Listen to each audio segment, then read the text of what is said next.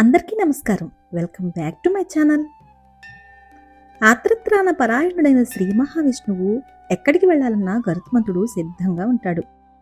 శ్రీ మహావిష్ణువు గరుడాసీనుడై ఆపదలో ఉన్న వారిని రక్షిస్తూ ఉంటాడు. గరుత్మంతుడు హిందూ పురాణాల్లో ఒక గరుడు పక్షి, అదే గద్ద. శ్రీ మహావిష్ణువు వాహనంగా గరుత్మంతుడు అందరికీ తెలుసు. ఇతడు ఎంతటి మహాబలశాలో అంతటి వినయశీలుడు కూడా. సత్యభామ సత్రాజిత్తు కుమార్తె.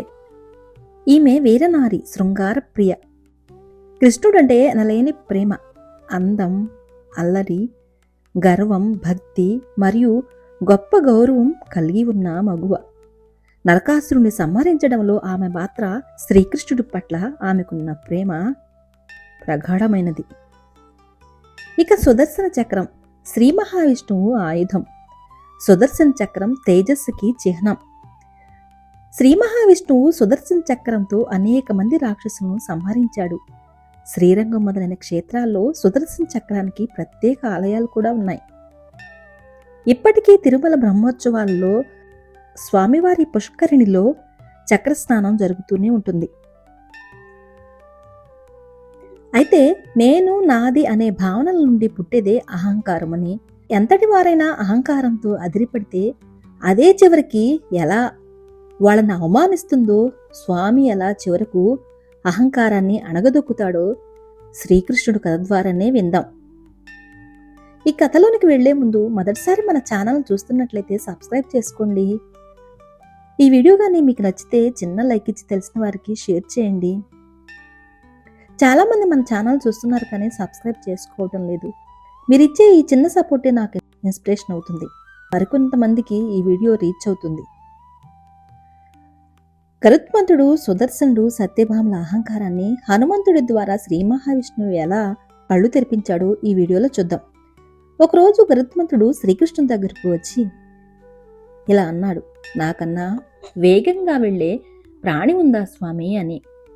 స్వామి వద్దే ఉన్న సుదర్శన చక్రం ఇలా అంది, నాకన్నా శక్తివంతుడు ఉన్నాడా ప్రభు అని. వీరిద్దరి సంభాషణలు వింటూ ఉన్న సత్యభామ పక్కనే ఉంది. త్రేతాయుగంలో నీ భార్య సీత కన్నా అందంగా ఉన్నానా ప్రభు అని గర్వంగా అంటుంది.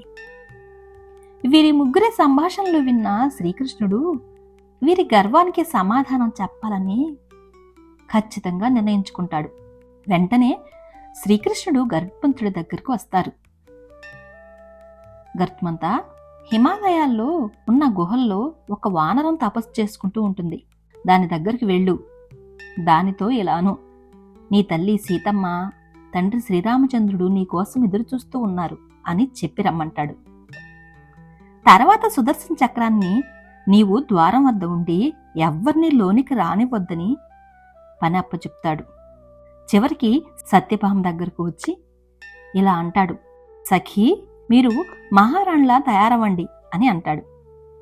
దానితో గరుడు వెళ్లి హనుమంతుడిని వెతికి హనుమంతుడితో ఇలా చెప్తాడు, శ్రీరామచంద్రుడు, సీతాదేవి మీకోసం ఎదురు చూస్తున్నారు అని అనగానే 1000 రెట్ల వేగంతో శ్రీకృష్ణుడి ముందు వాలిపోతాడు హనుమంతుడు.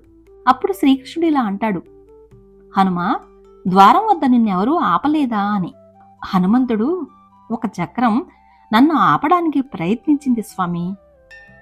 దానితో యుద్ధం చేస్తే మిమ్మల్ని కలవటానికి ఆలస్యం అవుతుందేమోనని దాన్ని మింగేశానని సమాధానం చెప్తాడు. వీరిద్దరి సంభాషణలో స్వామి పక్కనే సత్యభామ నిలబడి ఉంటుంది. ఆ తల్లిని చూసి హనుమాన్ ఇలా అంటాడు, ఈ చెలికెత్త ఎవరు స్వామి? నా సీతమ్మ తల్లి ఎక్కడ ఉంది అని అడుగుతాడు.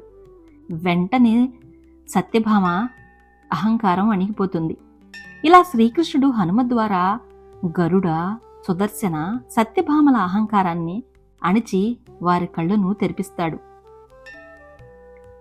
తన గురించి అధికంగా ఉబ్బితబ్బిబ్బై ఆలోచించటమే గర్వం. ఇతరులను తక్కువ చేసే ధోరణే పొగరు, దర్పం. తన వ్యక్తిత్వానికే ఎక్కువ ప్రాధాన్యత ఇవ్వడమే అహంభావం. జ్ఞానం, సంపద, రూపం వంటి వాటి వల్ల కలిగే అహమే స్వార్థం, అజ్ఞానం. అహంకారం అనేది తనను తాను అతిగా గొప్పగా ఊహించుకునే ఒక ఆలోచన విధానం. ఇది సంబంధాలను దెబ్బతీస్తుంది. అహంకారం ఎప్పటికీ అనర్థదాయకమే. చూశారు కదా, ఇదండి శ్రీకృష్ణుడు అహంకారం నుండి కళ్ళు ఎలా తెరిపించాడో. మొదటిసారి మన ఛానల్ చూస్తున్నట్లయితే సబ్స్క్రైబ్ చేసుకోండి. ఈ వీడియో కానీ మీరు చూస్తున్నట్లయితే చిన్న లైక్ ఇవ్వండి. మీకు తెలిసిన వారికి షేర్ చేయండి. Thanks for watching.